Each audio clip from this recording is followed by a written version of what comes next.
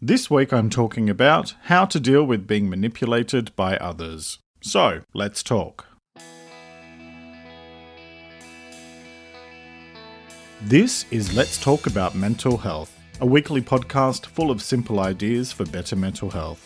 I'm your host, Jeremy Godwin, and I'm an Australian writer and speaker who spent most of the 2010s dealing with severe depression and anxiety, and that led me to change careers to study mental health.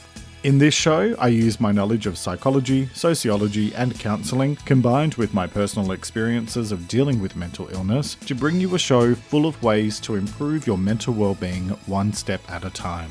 Each week I look at one specific topic and go through simple things you can do to improve your mental health. In this episode, you'll find out what manipulation and gaslighting are, why they can be damaging for your mental health, and how to respond if you feel like you're being manipulated. So, get comfortable and let's talk about mental health. Hello and welcome to episode 56, and thanks for joining me. This week is all about manipulation, so let's jump into it. I'm sure I'm not the only one who's been on the receiving end of manipulation in the past, and often it can happen in both our personal and professional relationships without us even realizing it. If you've been on the receiving end of being manipulated, it can cause all sorts of issues like having trouble trusting people and even doubting yourself and your abilities.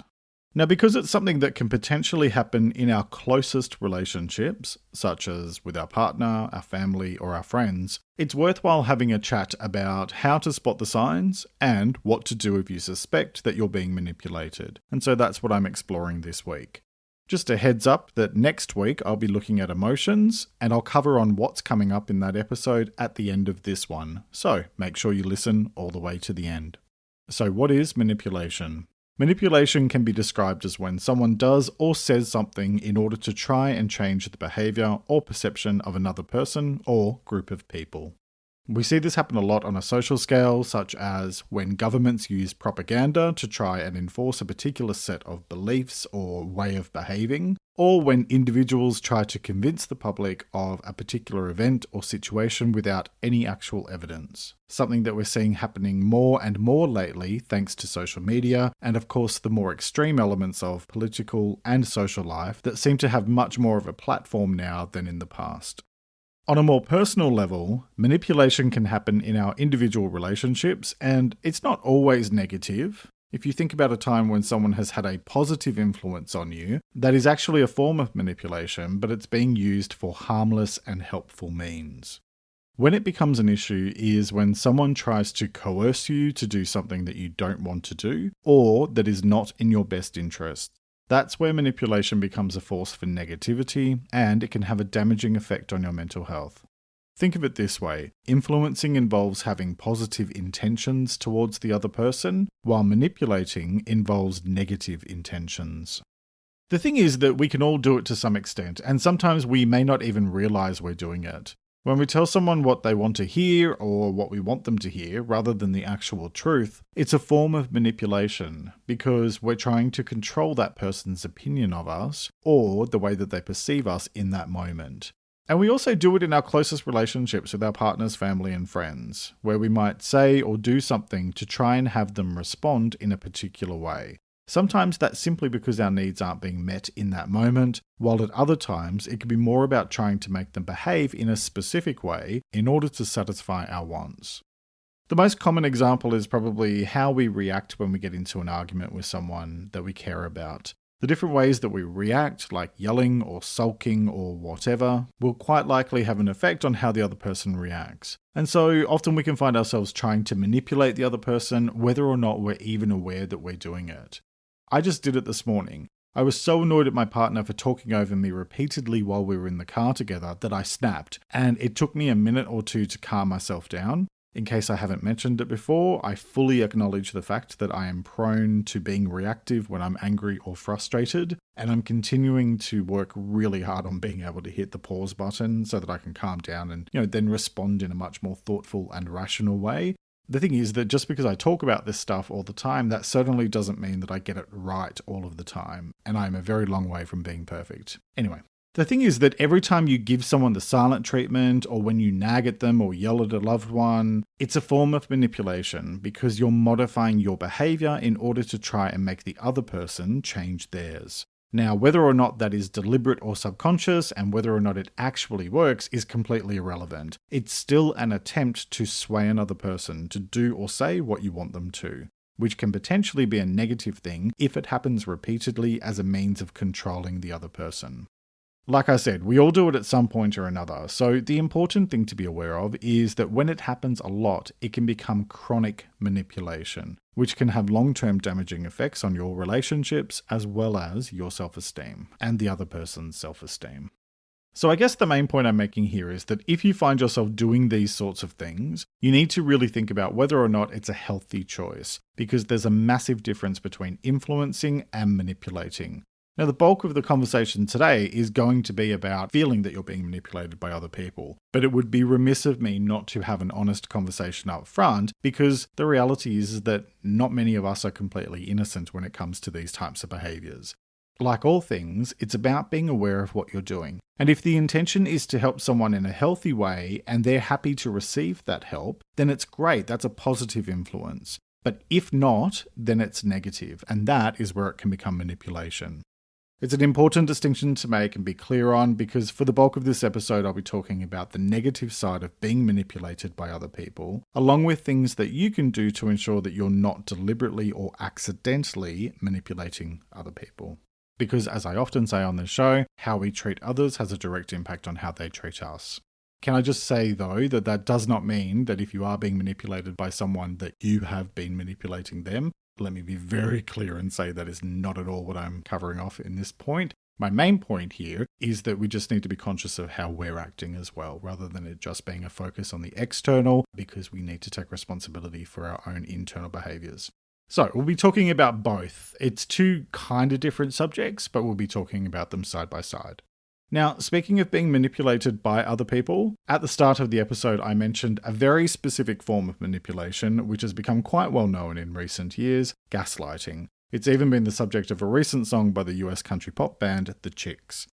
According to Healthline, gaslighting is a form of emotional abuse that's seen in abusive relationships. It's the act of manipulating a person by forcing them to question their thoughts, memories, and the events occurring around them. A victim of gaslighting can be pushed so far that they question their own sanity. Gaslighting, whether intentional or not, is a form of manipulation.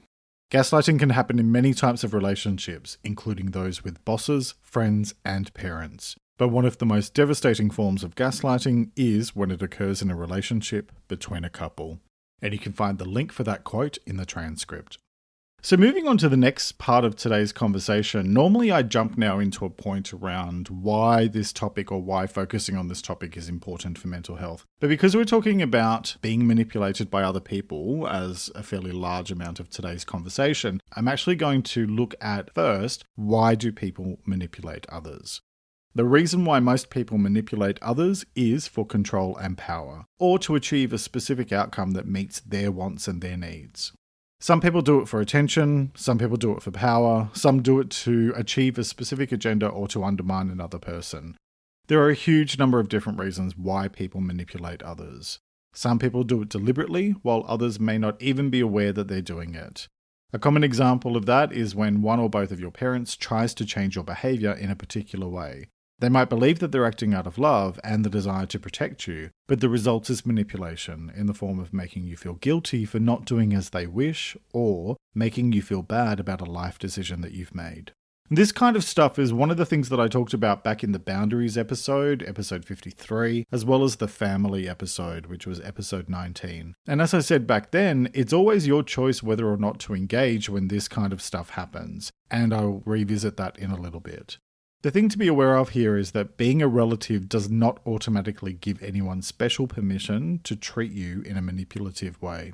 Another piece around why people manipulate is often rooted in a whole bunch of stuff like the way they were brought up, their emotional baggage, their level of mental well-being, their level of self-awareness, and some really fundamental emotional drivers like fear and security. Regardless of whether or not they're aware of what they're doing, the result is the same, and quite frankly, ignorance is never an excuse to treat another person poorly. It's why I'm so vocal about how important it is to be assertive, which I talked about in episode 45, and why you absolutely should not put up with shit from other people, which you can do by setting clear boundaries and sticking to them. But I'll come back to that a little bit later. Now, there are also a number of personality disorders that can commonly involve manipulative behaviours, such as borderline personality disorder, or BPD, and narcissistic personality disorder, or NPD. Like anything, there are lots of different ways that it can manifest, and it may not be the same for every single person with these specific disorders. One example of why this type of behaviour is often found in people diagnosed with those disorders is noted in an article by Good Therapy, which I'll link to in the transcript. And the note is, for many with BPD, manipulation may be a means of meeting their emotional needs or obtaining validation, and it often occurs when the person with BPD feels insecure or abandoned. As many people with BPD have witnessed or experienced abuse, manipulation may have developed as a coping mechanism to get needs met indirectly. Individuals with narcissistic personality, NPD, may have different reasons for engaging in manipulative behaviour. As those with NPD may have difficulty forming close relationships, they may resort to manipulation in order to keep their partner in the relationship. Characteristics of narcissistic manipulation may include shaming, blaming, playing the victim, control issues, and gaslighting. And again, the link for that is in the transcript. So now let's talk about why it's important to be aware of manipulative behaviours and also to address this stuff for the sake of your mental health and well-being. Manipulation can have a damaging effect on your mental health and well-being. According to the same article I mentioned before from Good Therapy, which the link is in the transcript, if unaddressed, manipulation can lead to poor mental health outcomes for those who are manipulated. Chronic manipulation in close relationships may also be a sign emotional abuse is taking place, which in some cases can have a similar effect to trauma, particularly when the victim of manipulation is made to feel guilty or ashamed. Victims of chronic manipulation may feel depressed, develop anxiety, develop unhealthy coping patterns, constantly try to please the manipulative person, lie about their feelings, put another person's needs before their own, or find it difficult to trust others. And again, the source is in the transcript for that. So let's be really clear about this. Chronic manipulation, including gaslighting, is a form of emotional abuse, which can leave very deep wounds that take a lot of time and a hell of a lot of work to heal. It completely undermines your self-confidence, self-esteem, and even your self-respect. And in cases of serious abuse, it can put you in a dangerous position or force you to make unhealthy choices. So some of the common signs of manipulation include lies and dishonest behaviour, threats, withholding information, using sex or affection as a tool to achieve specific outcomes or deliberately withholding it as a tool to get their own way, verbal abuse, isolating someone from their friends or family, feigning ignorance or innocence but then repeating the same behaviours, and making you feel guilty about not doing or saying what they want. I could spend hours here talking about all the different signs of manipulation, but instead I'll put a link in the transcript to an article from Psych Central, which is called How to Spot Manipulation, which is a fairly quick read and might be useful if you think that you're on the receiving end of manipulative or controlling behaviour, but would like a little bit more clarity first on some of the more common forms. So find that link in the transcript. And I've also put in an additional one from Psychology Today titled 14 Signs of Psychological and Emotional Manipulation. So head over to letstalkaboutmentalhealth.com.au/episodes where you'll find the transcript for this episode and all past episodes. Now, revisiting that article on gaslighting that I mentioned earlier from Healthline, and again, the link for that is also in the transcript, let me quote, "Signs that you are a victim of gaslighting include feeling like everything you do is wrong, always thinking it's your fault when things go wrong, often questioning whether your response to your partner is appropriate, for example, wondering if you were too unreasonable or not loving enough, avoiding giving information to friends or family members to avoid confrontation about your partner, feeling isolated from friends and family, or feeling hopeless and taking little or no pleasure in activities you used to enjoy." So again, you'll find that link in the transcript.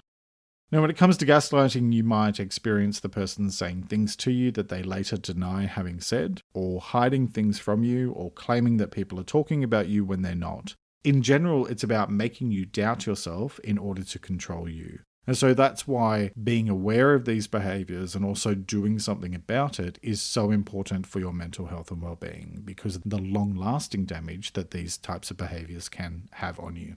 So with all of that in mind, let's get into the how-to part of this week's episode, how to tackle manipulation. So I'm going to cover two different things here. First, how to ensure that you are not deliberately or accidentally manipulating someone. And then second, what to do if you're being manipulated or that you might be being manipulated by someone. Let me start with talking about how to ensure that you don't manipulate anyone. And let me say this as simply as I possibly can: don't manipulate other people. You're responsible for your words and actions, and so trying to control another person or make them do what you want when it isn't in their best interest is just plain wrong. But you kind of don't need me to tell you that. You don't get a free pass because you're in love or because it's a family member or a long-term friend. Manipulating other people is unkind and it can do real harm. And something I talk about all the time on this show is that our goal should be to do no harm and be kind to both ourselves or others, along with giving more than we take. I think the simplest way to do this is to stop and reflect in each situation and to consider your intentions. If your intentions are good, in other words, if you're trying to help, but you also understand and accept that it's up to the other person whether or not they accept your help, then great. But if your intention is to get your own way or to control the other person, then I think deep down you have to know that is not a fair and decent thing to do. And how you treat other people will have a direct effect on how they treat you. So choose to do no harm, be kind, and give more than you take. Focusing on building and maintaining your self-awareness is vital because it helps you to be more honest with yourself about what you might need to focus on in order to be the best version of yourself possible. And just an FYI here that self-awareness is a topic that I'll be covering in more detail early next year in its own episode. If being self-aware and modifying your behavior is a challenge for you, then it's important to do something about it. Find a counselor or therapist who you feel comfortable with, or work with a coach who is experienced. And it might take a few attempts to find someone who you feel comfortable with, so be patient. And then work with that person to dig into what's going on so that you can address the root cause or causes. Okay, so with that stuff out of the way, now let's talk about what to do if you're being manipulated or suspect that you're being manipulated by another person. So first, reflect and listen to your instincts.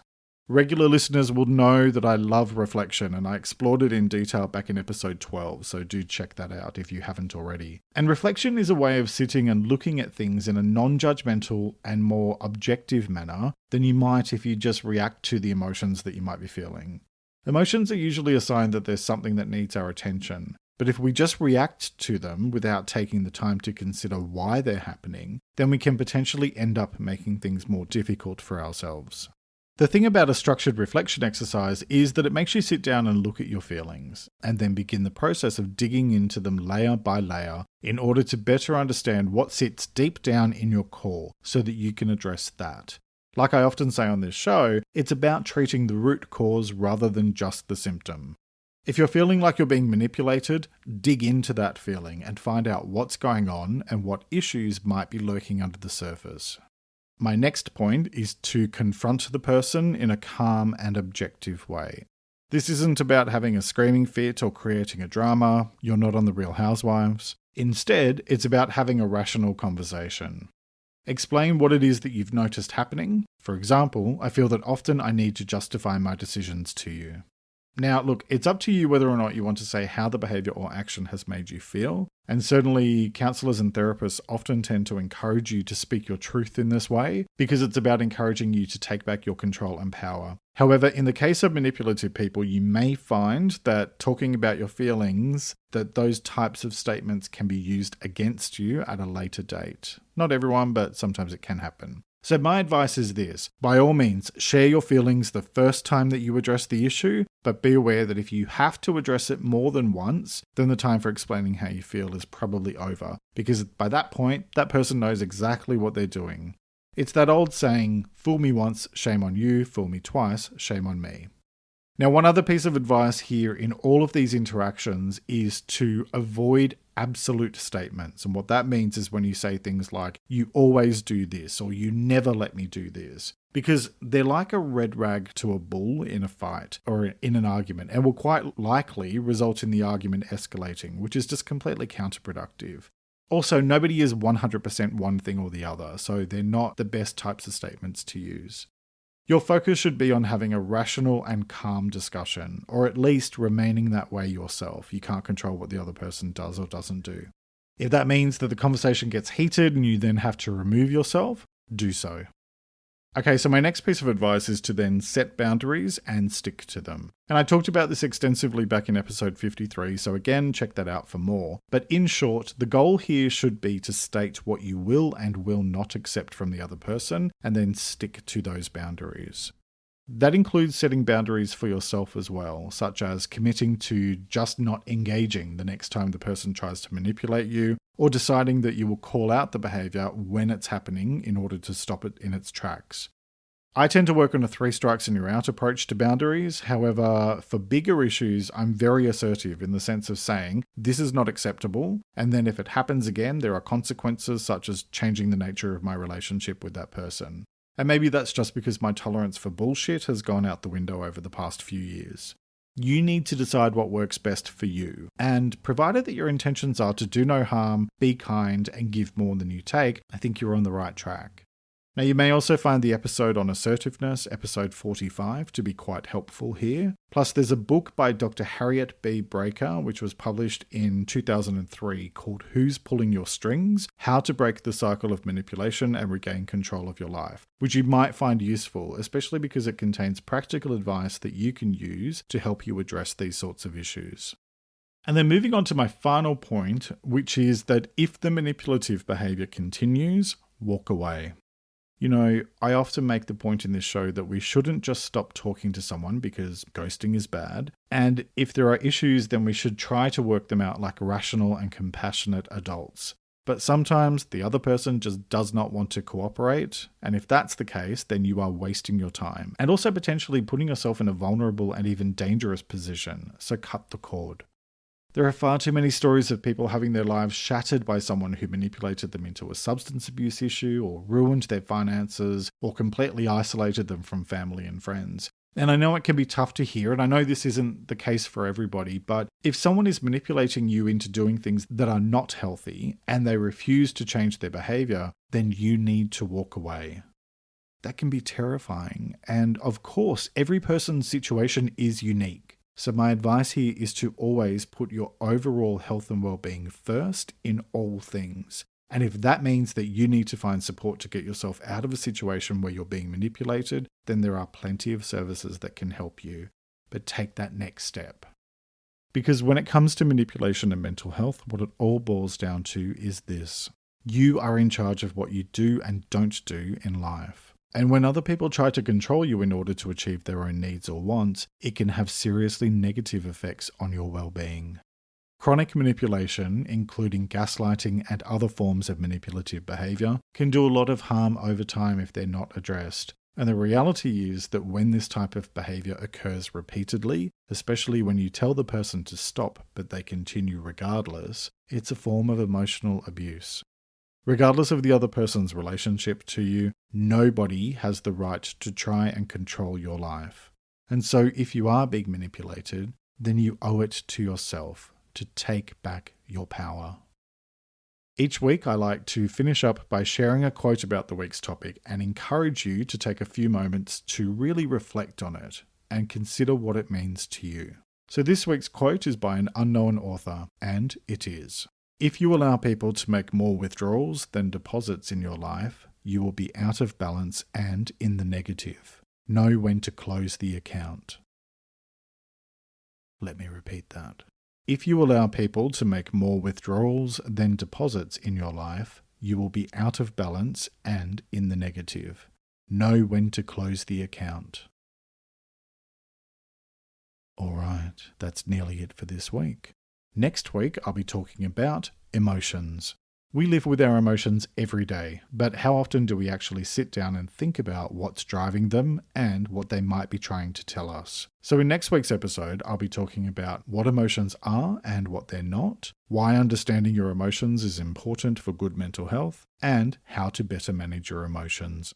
I hope you'll join me for that episode, which will be released in the morning of Monday the 14th of December in the Asia Pacific region, including Australia, the evening of Sunday the 13th of December in the UK, Ireland, Europe, Africa, and the Middle East, and the afternoon of Sunday the 13th of December in the US, Canada, Central America, and South America. Head over to letstalkaboutmentalhealth.com.au for past episodes, including audio links and full transcripts. And while you're there, join the Let's Talk About Mental Health mailing list to have exclusive updates land in your inbox. Those of you on my email list find out about new stuff at least a week before anybody else. So if you like this show, sign up at letstalkaboutmentalhealth.com.au. You can also find Let's Talk About Mental Health on Instagram, Pinterest, and Facebook at LTA Mental Health, where I post extra content throughout the week. That's at LTA Mental Health on Instagram, Pinterest, and Facebook. Thank you very much for joining me today. Look after yourself and make a conscious effort to share positivity and kindness out into the world, because you get back what you put out. Take care and talk to you next time.